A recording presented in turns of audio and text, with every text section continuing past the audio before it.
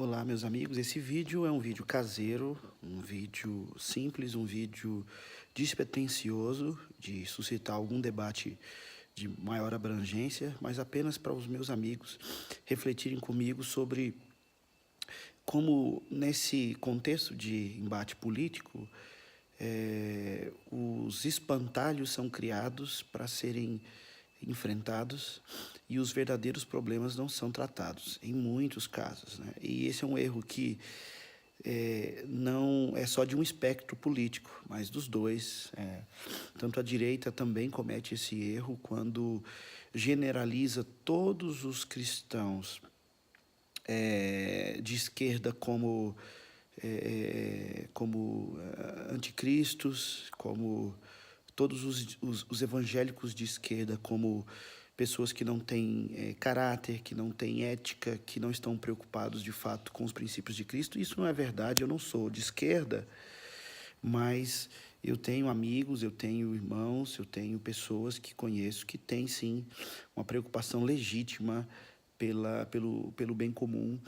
E, de fato, muitos deles dizem que o PT e companhia já se desviaram dos propósitos da esquerda. É claro que eu não estou aqui sendo ingênuo em ignorar a doutrina marxista, né? Materialista histórica, ateísta até. Mas o que eu quero dizer é que dentro desse espectro político da esquerda, de fato, existem cristãos com a bandeira da ajuda ao próximo, do cuidado, do bom samaritano, enfim. A gente não pode pegar e jogar todo mundo fora, desperdiçarmos o diálogo com aqueles que de fato querem servir o Senhor. Mas a esquerda também comete muito esse erro dos espantalhos, acho que ainda mais, em muito maior proporção. Por exemplo, o pastor Antônio Carlos Costa, do Projeto Rio de Paz, um pastor do Rio de Janeiro, um pastor que tem muitos textos, tem alguns livros, tem muitos vídeos, é um pastor muito conhecido, e um pastor do qual eu gosto de muito do que ele fala, não gosto de tudo, não aprovo tudo, não compartilho do seu viés muito forte de esquerda, mas eu concordo com muitas das suas colocações.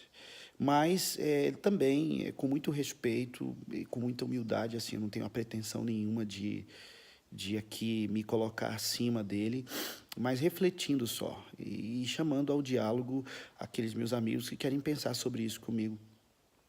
O texto do pastor Antônio Carlos Costa, de cara, pode parecer algo assim muito impactante, muito sublime para todos os que lerem, inclusive dos irmãos da direita aí que estiverem ouvindo, os nossos amigos aqui. Mas é preciso fazer uma análise justa, no meu entendimento humilde, do que ele escreveu. Então, eu quero pegar ponto por ponto e dar só uma analisada com vocês sobre isso, para a gente perceber como esse cenário não é fácil. O primeiro ponto que ele coloca aqui, ele fala sobre a agenda moralista da igreja em época de eleição, ele faz uma crítica a essa agenda moralista da igreja em época de eleição, e ele diz aqui: nunca vi nada mais ineficiente, sem fundamento teológico e bizarro do que a pauta moralista da igreja nesse ano de eleição. Que legislação presidente da República passeata é capaz de mudar a orientação sexual de uma pessoa, fazer com que não se embriague com a cachaça que é vendida na esquina, modificar o seu desejo de montar uma família poliafetiva, e etc. Esperamos que candidato opere a ressurreição dentre os mortos, então ele está fazendo uma crítica ao fato de cristãos estarem tentando transformar os não cristãos em pessoas com a moralidade cristã, de se ter uma bandeira, uma passeata, um movimento que quer forçar os homossexuais a serem heterossexuais, que quer forçar os viciados em cachaça em não serem viciados, que quer forçar as pessoas a viverem dentro da moralidade cristã. Eu concordo com ele que o nosso propósito não pode ser o de forçar alguém a se comportar moralmente como nós dentro de determinados limites. Dentro de determinados limites, a gente não pode usar esse argumento para justificar a aceitação de um pedófilo. A gente não pode usar esse argumento para a gente justificar o fato de aceitarmos um homicida. O fato dele não ser cristão não significa que a gente não tenha direito de reivindicar os limites morais daqueles que não são cristãos. Então, o homicídio, o assassinato, a pedofilia são limites morais que a gente tem bem estabelecidos. E, no meu entendimento, o aborto também, como um método contraceptivo, como uma escolha livre, sem nenhum risco da mãe, ela simplesmente quer abortar. Não acho que isso seja uma pauta que não diga respeito à igreja, de se lutar por isso ou de se buscar isso. Acho que isso faz parte dos crimes contra a humanidade, como a pedofilia, o assassinato, o genocídio, o feminicídio e tantas outras coisas aí que são colocadas, não tem a ver, primeiramente, com religião, com o fórum íntimo de fé, mas tem a ver com um consenso da humanidade a respeito dos limites morais das pessoas, né? Então, esse é o primeiro ponto. O segundo ponto é que essa colocação dele é um espantalho, em certo sentido.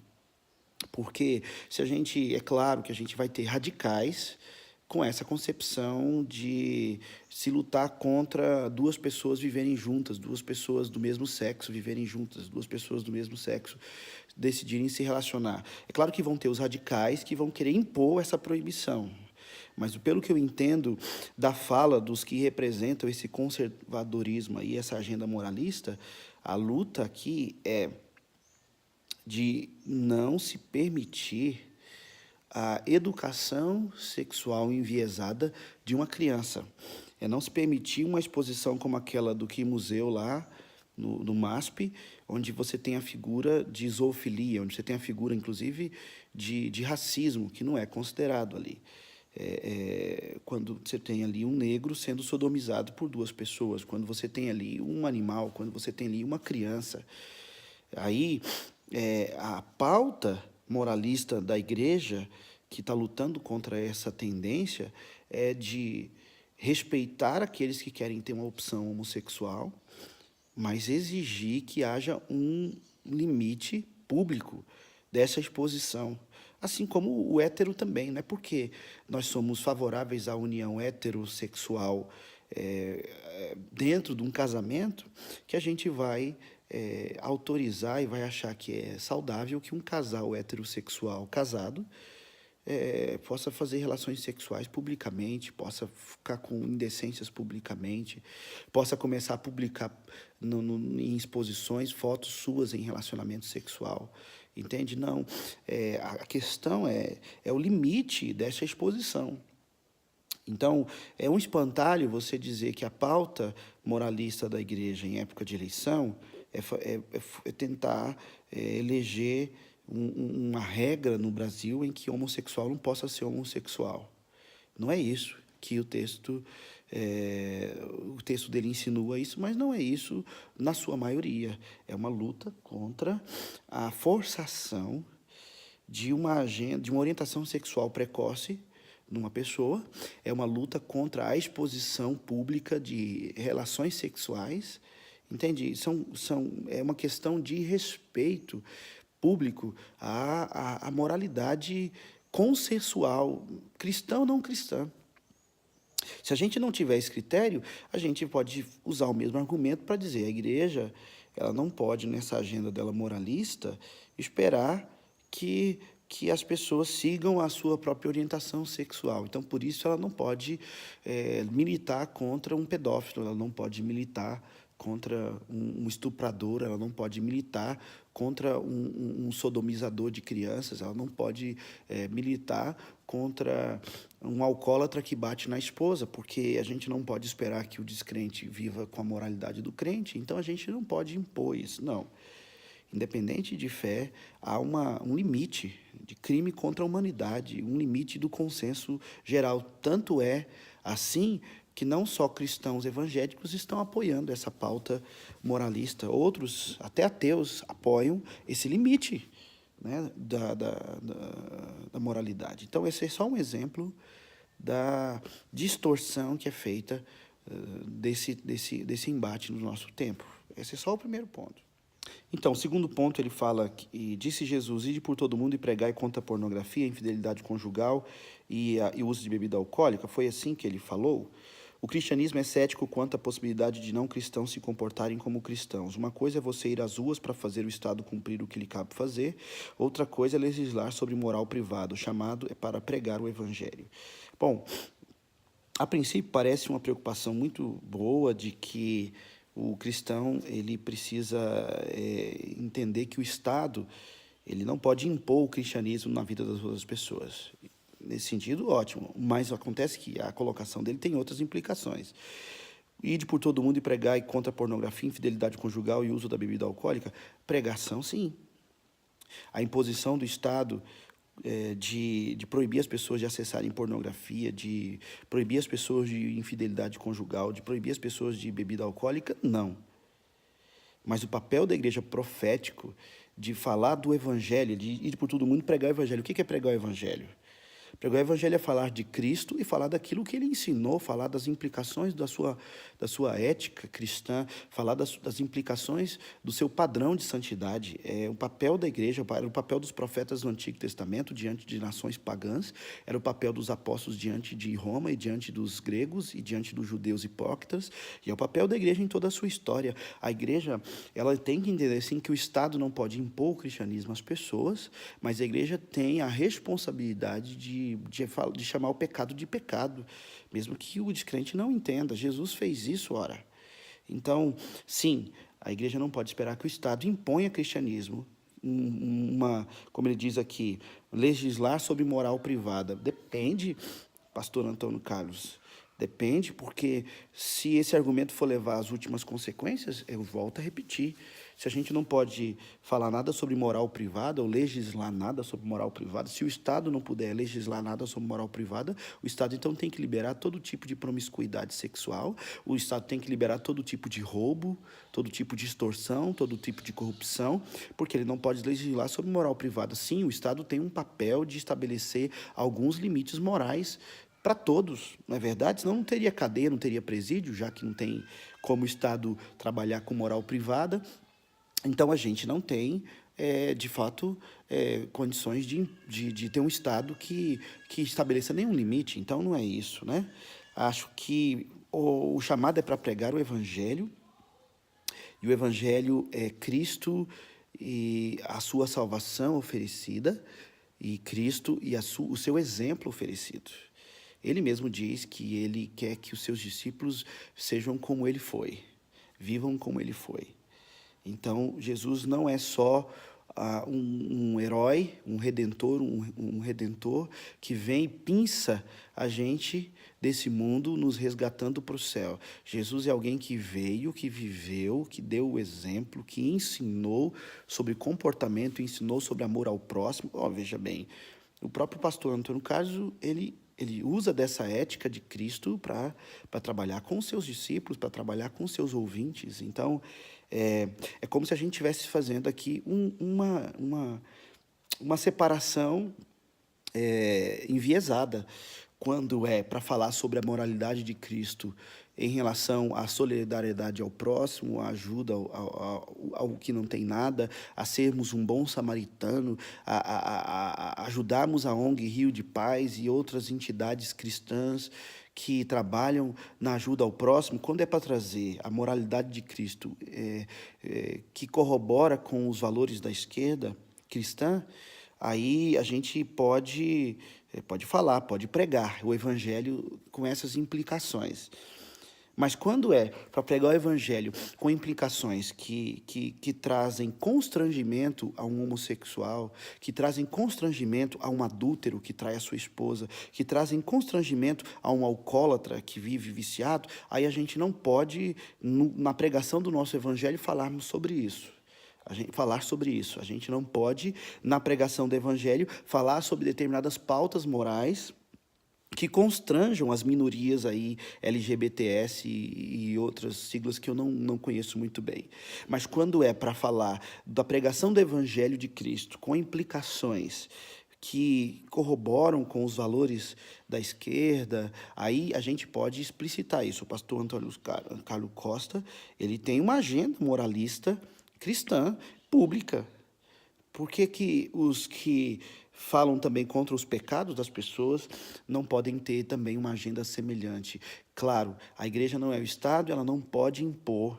O Estado é que tem essa prerrogativa de estabelecer limites, mas a igreja pode influenciar o Estado a estabelecer limites que não tem necessariamente a ver com uma imposição de fé, a imposição de limites morais. A Bíblia, Jesus chama a igreja, os cristãos, de sal do mundo, e a gente sabe que essa metáfora, que essa analogia, diz respeito a um elemento de conservação contra a podridão. Então, o sal conservava uma carne para não apodrecer. A igreja tem esse papel. Olha, a gente não teria os direitos humanos que a gente tem hoje, a gente não teria hoje o sistema judicial que a gente tem hoje, a gente não teria hoje a democracia que a gente tem hoje, se não fosse uma agenda moral da igreja influenciando o Estado.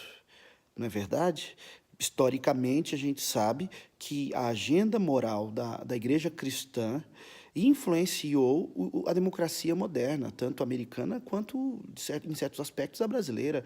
O judiciário, os direitos humanos e tudo mais tem uma influência da agenda moralista da igreja, mostrando que os valores do evangelho têm implicações para a sociedade de forma geral. A gente sabe que se não fosse essa agenda moralista da igreja, influenciando o Estado e a sociedade, a gente poderia viver ainda na época da moralidade grega, da moralidade romana, que seria uma barbárie, né? A gente estaria num país viking aqui, né? Eu sei que o Brasil não tem uma ligação direta lá com o norte da Europa, com os nórdicos, mas aquela corrupção toda teria chegado até nós. Portugal teria vindo para o Brasil com todas as suas aberrações e ainda sem nenhuma referência cristã ainda por cima, né? Os protestantes que vieram para o Brasil, né, também não teriam trazido nenhum tipo de limite moral que o Evangelho de Cristo também influencia a sociedade. A gente viveria num caos aqui moral. Então, também é muito perigoso afirmar, porque parece enviesado demais.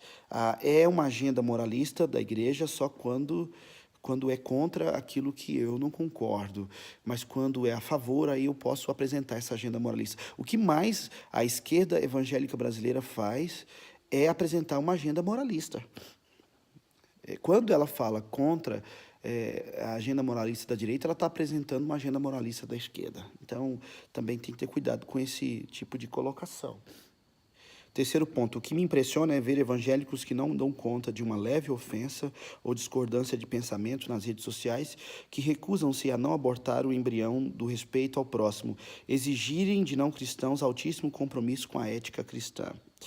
Eu concordo com ele que tanto de direita como de esquerda tem perdido a sua autoridade para exigir ética cristã pela forma como tem batido. Eu tenho falado sobre isso aqui nas minhas postagens, assim, despretensiosas só para os meus amigos. Eu não sou uma pessoa de grande relevância pública, não sou como o pastor Antônio Carlos e nem outros aí que estão nesse debate, mas para o meu povo, para a turma que me acompanha, que caminha comigo, eu tenho falado sobre isso, que a gente tem falhado como igreja.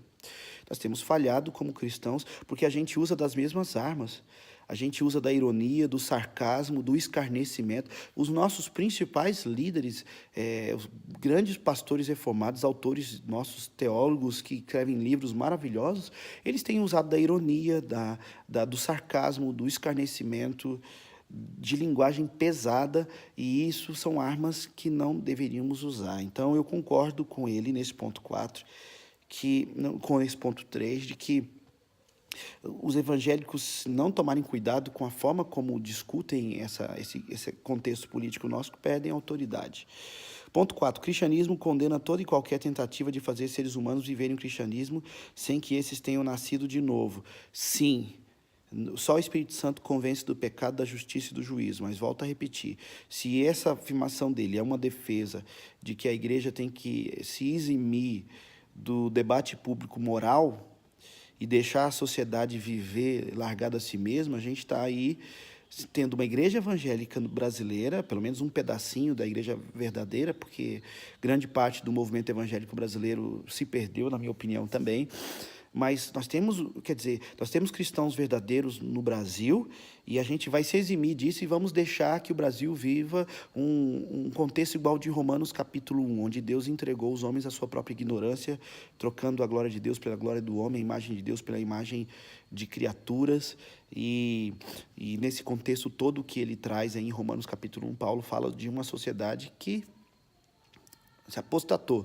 Não, nós temos crentes no Brasil. Nós temos pessoas que temem ao Senhor aqui e precisam se posicionar para que a gente tenha referências no nosso país. Nós não podemos passar em branco como igreja num momento de tanta promiscuidade, de tanto afastamento moral. Não é isso. A igreja se posicionar, a igreja chamar o pecado pelo nome, não é tentar impor o cristianismo a quem não nasceu de novo necessariamente, mas é ter um papel assim de oráculo de Deus diante de uma sociedade corrupta. Paulo, em Atenas, ele não abriu mão de afirmar a verdade, mesmo dizendo para um contexto totalmente não cristão. Ele não falou só de Cristo, mas ele falou das implicações de Cristo para as pessoas. Ele foi na sinagoga, ele foi no Areópago, ele fez uma ponte com os filósofos que eles admiravam, ele fez uma ponte com aquele panteão de deuses, aquela idolatria toda. Ele soube com muita acuidade, com muita inteligência, fazer uma ponte daquela cultura promíscua, idólatra e politeísta com o cristianismo, mas ele chamou o pecado pelo nome, ele condenou a rebelião desse povo, né? E ele fez isso em todo o contexto helênico ali das cidades gregas que ele visitou. A gente não tem esse exemplo de que toda vez que o cristão se posiciona contra a promiscuidade da sociedade não cristã, ele está impondo o cristianismo para quem não nasceu de novo. Não é bem por aí que eu entendo, né? O ponto 5, tenho meus pontos de vista morais, quem ouve minhas pregações nos congressos nos quais falei nas últimas semanas pode ouvir o que penso sobre aborto, a ideologia de gênero, etc. Contudo, meu calvinismo impede de crer numa sociedade cristianizada sem cristãos. Olha, primeiro, em relação a esse ponto 5, é que por que ele é tão frontal, direto, objetivo nos seus vídeos e textos? Na sua crítica aos cristãos de direita, aos cristãos com uma agenda moralista diferente da agenda moralista dele, ele é objetivo, ele é direto, ele faz críticas claras, e porque quando se fala de aborto, ideologia de gênero, ele deixa isso para um fórum íntimo. Para quem for lá e buscar, eu sei que não é tão íntimo, as pregações dele são públicas e tal, ele pode alegar isso com razão. Mas o que eu quero dizer é que num texto como esse, por que não já deixar claro o seu posicionamento? O que ele pensa sobre o aborto? O que ele pensa sobre ideologia de gênero?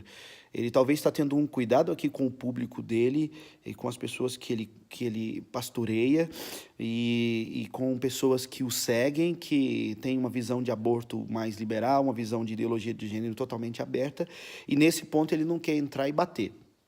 Mas nesse texto, quando ao contrário, ele bate. Então, acho que se ele está tão objetivo e tão claro em relação à sua crítica de um lado, por que não também deixar claro as suas restrições ao outro? Por que não deixar claro aqui qual é a posição dele do aborto, da ideologia de gênero nesse texto?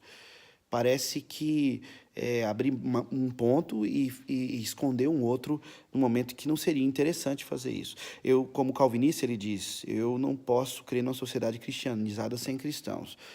No aspecto de uma sociedade de pessoas convertidas, a igreja esperar que, por ser cristã, por ser discípula de Cristo, por ser discípulo de Cristo, a igreja quer que toda a sociedade também o seja, eu entendo. Mas ele não achar que o cristianismo influencia uma sociedade não cristã, não. Meu calvinismo me impede de crer numa sociedade cristianizada sem cristãos. A gente está numa sociedade cristianizada sem cristãos.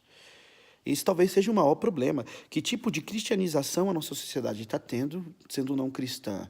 A sociedade brasileira tem diretas influências de valores cristãos.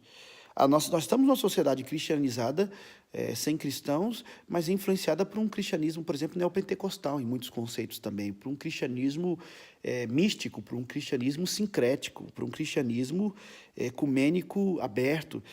Então, a gente não pode fugir, é inevitável a gente viver numa sociedade não cristã cristianizada. A gente vive num contexto assim. Por que não trazer os melhores aspectos do cristianismo, a ética de Cristo, a santidade de Deus, como uma proposta, como uma pregação ao mundo, né? Então, eu não entendo que o calvinismo de Calvino, que ele cita aqui como uma bandeira para mostrar que ele é também calvinista, a ética social, moral, a forma como Calvino trabalhou isso na sociedade, jamais foi pensando em se eximir de se posicionar diante da sociedade. O fato de Calvino entender que o não cristão não poderia agir como cristão não foi um empecilho para ele trabalhar e para ele pregar, e para ele ensinar, e para ele tentar influenciar os governos, influenciar as autoridades civis, como aconteceu em Genebra, de trazerem princípios cristãos dentro do ideário político do seu país, da sua cidade, da sua região, né? Então, o calvinismo não entende que uma sociedade de não cristãos tem que ser obrigada a ser uma sociedade cristã, mas o calvinismo de Calvino entende que a sociedade não cristã é influenciada pelos cristãos, inclusive nas suas leis, né, nos limites morais que precisam estabelecer. Ponto 6. Podemos olhar para a história de países com seus presidentes que se diziam cristãos. Olhe, por exemplo, para o norte do continente americano, Nixon, Carter, Reagan, Bush, todos se diziam cristãos. Isso mudou o rumo da conduta moral dessas nações? Nada. Pense na história do cristianismo no século IV, com Constantino e toda a ideia de transformar o cristianismo em uma espécie de religião oficial do Império Romano. Caos moral. Na nossa geração, essa batalha foi perdida no púlpito, nas universidades e na produção cultural. Ele está criticando aqui aqueles cristãos que colocam as suas fichas em Bolsonaro como um cristão, porque aí o Brasil vai ter uma moralidade cristã. Eu concordo com ele que não quer dizer nada isso. E eu acho até que o Bolsonaro vai decepcionar muito os cristãos que votarem nele em algumas coisas. Mas o ponto aqui não é esse. O ponto aqui é que isso não justifica outras pautas que os candidatos podem apresentar. Não é um presidente cristão que vai determinar a moralidade de um país, necessariamente, mas um presidente não cristão pode acirrar, pode acelerar a degradação moral desse país, né? Se os Estados Unidos foi tão imoral com presidentes cristãos que tinham publicamente declarações conservadoras cristãs, imagine se os Estados Unidos ainda não tivesse esse tipo de presidente, ainda seria pior, né? Com polícia é muito ruim, mas sem polícia é pior ainda. É mais ou menos assim o raciocínio. Ele fala que o Brasil precisa de avivamento, junto-me aos pentecostais, a igreja precisa ser batizada com o Espírito Santo. Eu concordo com o princípio aqui de que a igreja precisa ser cheia do Espírito Santo para saber como influenciar a sociedade, como ser sal na sociedade. E o papel da igreja não é só o de votar num candidato cristão e pronto, ela cumpriu o seu papel, a sua responsabilidade com a moralidade brasileira. Eu concordo com ele que isso é muito pouco, que a igreja brasileira precisa ser despertada. E se o Brasil está nessa imoralidade toda, também um pouco disso tem que colocar na conta de tantos cristãos hipócritas que a gente tem no Brasil, né? A começar pela bancada evangélica no Congresso. Pregar apenas a lei mata e faz o espírito humano desejar o que ela proíbe. Ponto 7, Romanos 6 e 7 aqui. Ponha Moisés no púlpito no lugar de Cristo e você verá as mais diferentes taras se manifestando na vida dos membros da igreja. Julgo que essa raiva evangélica nas redes sociais tem fundo sexual. Bom, aqui é aquele antinomismo que a gente tem que ter cuidado, né? Aqui em Romanos 6 e 7, Paulo fala que a letra mata, o espírito humano faz o homem desejar mais ainda o pecado. Paulo está abordando aqui o caminho da lei para a salvação, mas Paulo defende o caminho da lei para o arrependimento. Paulo defende o caminho da lei para mostrar claramente para todo ser humano, que ele é indesculpável diante de Deus, porque ele não consegue cumprir os princípios da lei de Deus. Aqui tem aquela interpretação muito perigosa de que a lei precisa ser a lei de Deus, né, que é perfeita e restaura a alma, como diz o salmista, tem que ser descartada completamente por causa do evangelho de Cristo.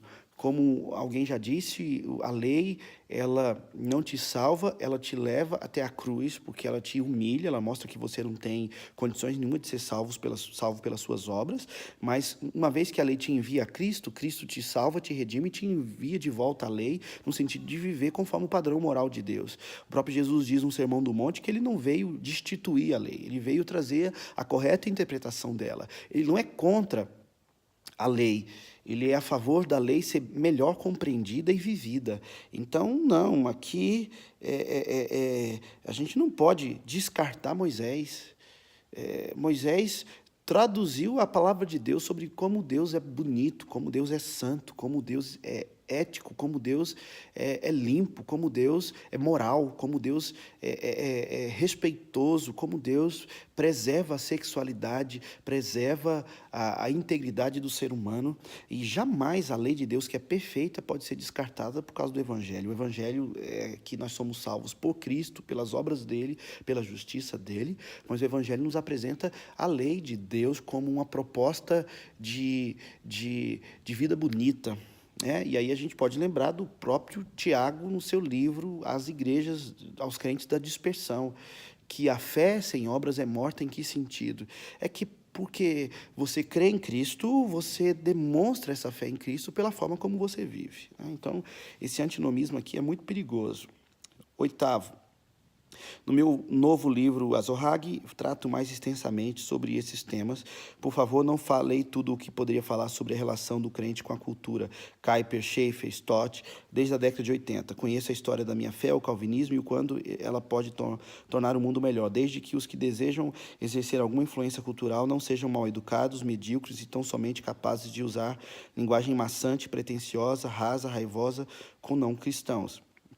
Concordo com ele que o crente tem que tomar cuidado com essa linguagem, mas acho que ele deveria fazer essa crítica também à esquerda, tão falha nessa área, né? Aos cristãos de esquerda tão falhos nessa área também. Ela tem que ser uma crítica mais geral e não apenas específica. E é claro que a gente sabe que ele está falando aqui dos opositores de direita, né?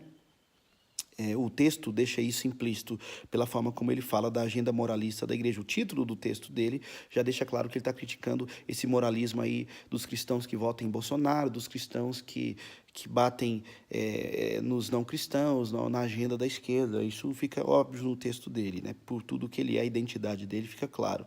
E ele não deixa claro que ele também está batendo na esquerda aqui. Então, ele tem uma crítica para um lado, mas... Ele diz que lê Kuyper, Schaeffer, Stott, e que ninguém precisa ficar ensinando para ele sobre a relação do crente com a cultura, porque ele já leu. Então, assim, ele fala aqui que ele é contra a linguagem pretensiosa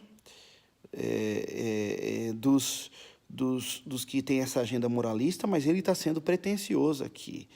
Ele está sendo alguém aqui que está fechando as portas. Então, ninguém que for criticá-lo pode falar da relação do cristão e da cultura, porque ele diz que já sabe. Então, ele também está caindo no mesmo erro que ele acusa aqui no ponto número 8. 9. Você quer influenciar a cultura? Defenda suas ideias com fervor, mas não trate a ninguém com estupidez nas redes sociais. Concordo.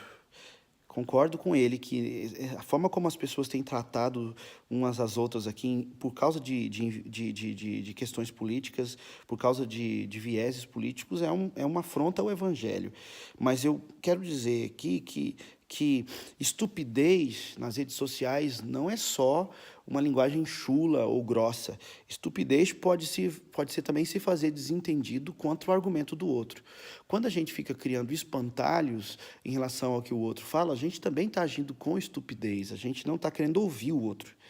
Acho que o pastor Antônio Carlos Costa aqui corre o risco de estar agindo, veja bem, eu falo isso com muito cuidado, com estupidez nesse sentido. Eu acho que ele é um exemplo de polidez no falar. Ele tem dado exemplo em vista de tantos outros cristãos, ele é muito cuidadoso, mas a estupidez se revela também quando a gente não ouve direito o argumento do outro e bate em cima de um espantalho. Veja bem, quando ele coloca, por exemplo, no começo do texto, que essa agenda moralista da igreja hoje, de tentar fazer um homossexual não ser homossexual, um alcoólatra não ser um alcoólatra, um infiel no casamento não ser um infiel no casamento, não é essa agenda, de forma geral, da igreja, da moralista da igreja. A igreja não está dizendo aqui que vai ser proibido, que quer que seja proibido a relação homossexual. A igreja não está dizendo que quer que seja proibido que um homem possa decidir ter uma outra mulher, que seja proibido que um cara beba bebida alcoólica. O que a igreja, na sua agenda moralista, de forma geral, está lutando é contra a imposição de uma orientação sexual, é contra uma imposição do princípio do casamento para uma união homoafetiva. Então, por exemplo, dois homens que querem viver juntos e construir patrimônio juntos, eles têm direitos como adultos, direitos humanos, de assim o serem. Mas quando eles querem que a igreja considere isso casamento, que a igreja considere isso como a união de duas pessoas diante de Deus, como o sagrado casamento, como, né, esse sacramento, aí é uma imposição de fé, é uma imposição religiosa que a igreja não pode aceitar. Essa é uma agenda diferente. Então, também é estupidez quando a gente não ouve o outro e já começa a bater em cima de um espantalho, né? E eu estou aqui dando a minha cara a tapa aos meus amigos porque eu estou fazendo uma interpretação do texto dele. E eu posso correr o risco de estar sendo estúpido, não porque eu estou falando com grosseria, porque eu não estou, não porque eu estou falando com desrespeito, com palavrões, com linguagem chula, porque eu não estou, mas porque eu posso estar fazendo uma interpretação do que ele falou de uma forma enviesada e criando um espantalho do que ele disse. Então, eu também corro esse risco, mas eu quero dizer que ele também está cometendo esse erro aqui. Claramente, a forma como ele diz que é a agenda moralista da igreja deixa claro que ele está criando uma interpretação do que a igreja está reivindicando e batendo em cima dela, mas não é bem isso que a igreja está reivindicando.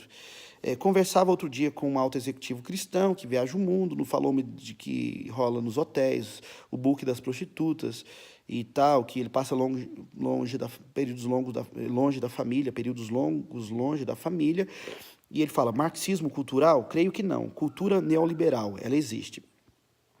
Pastor Antônio Carlos, eu concordo contigo que a gente não pode colocar na conta de Karl Marx, ou de Gramsci, ou de qualquer educador de esquerda marxista brasileiro ou mundial, o pecado do mundo, né? A depravação moral do mundo se coloca na conta do próprio ser humano com a sua velha natureza, que abre caminho também para o próprio diabo entrar e influenciar, que é o príncipe desse mundo. Mas eu não posso subestimar a influência e a liberação da imoralidade que a agenda marxista traz. O mundo que Karl Marx viveu já era um mundo decadente moralmente, mas a ideologia materialista, ateísta de Karl Marx e de Gramsci e dos seus discípulos acirrou isso, liberou. Veja bem, o mundo já é decadente moralmente. E se o mundo apresenta uma agenda de imoralidade, é aí que ele se entrega ainda mais à imoralidade. Então, eu não posso colocar na conta do marxismo cultural a depravação dos brasileiros, mas eu posso sim e devo reconhecer que o marxismo cultural abriu a porteira, entendeu? Então, aquele pecado que era algo mais enrustido, que era mais escondido, aquele pecado que causava constrangimento. Veja bem, se uma pessoa quer praticar pedofilia numa cidade onde a sua grande maioria é de pessoas que têm um valor de respeito à criança como um ser que não pode ser tocado sexualmente, aquela pessoa ela vai ter muito mais constrangimento de exercer o seu comportamento sexual de pedofilia. Mas se ele viver numa cidade onde a doutrinação da cidade, a ideologia da cidade libera o ser humano para viver para viver em prol do que o seu coração deseja, o que meu coração desejar, o que a minha libido quiser, eu posso alimentar, ele vai ter uma liberdade para pecar, uma abertura para botar à tona todo o seu pecado e toda a sua distorção sexual, muito maior do que num outro contexto. É nesse sentido que se fala em marxismo cultural no Brasil. Não é uma afirmação ingênua de que é o marxismo cultural que promoveu o pecado no Brasil, mas é uma afirmação de que o marxismo cultural produz, sim, a abertura, a liberação. Veja bem, a gente está dentro de uma agenda, eu conversava outro dia com o pastor Marquinhos, meu amigo, e ele falava sobre isso, como é a sequência do mal, né? Como é esse rumo de degradação que a gente vive. Até pouco tempo atrás, era constrangedor para um marido trair a sua esposa. Era constrangedor para um marido largar sua esposa e abandonar os seus filhos. Havia um consenso moral na sociedade de que isso era muito feio, de que isso não era bom, que nada justificava um homem abandonar sua esposa, os seus filhos, por causa de alguma paixão que teve por uma outra mulher. E numa sociedade onde isso é liberado moralmente, onde isso não é visto como nenhum problema, a agenda da corrupção moral vai só se estendendo. entendeu? A gente não pode, por exemplo, em nome da cultura, dizer que é certo uma tribo indígena que mata crianças já nascidas por causa de algum espírito e tudo mais. As culturas, elas estão sempre em ebulição, elas estão sempre em mistura com outras culturas. É ingenuidade a gente chegar numa tribo, eu já fiquei morando numa tribo quase 2 meses uma vez, a ingenuidade é a gente chegar numa tribo e dizer que tudo que ela estabeleceu como fundamento e verdade não pode ser alterado nem influenciado, porque são os valores daquela cultura. Veja bem, esses valores que essa cultura indígena tem já são resultado de séculos, né, de décadas. Então, a gente sim não pode colocar a cultura acima de limites morais. Há um consenso moral que precisa ser estabelecido.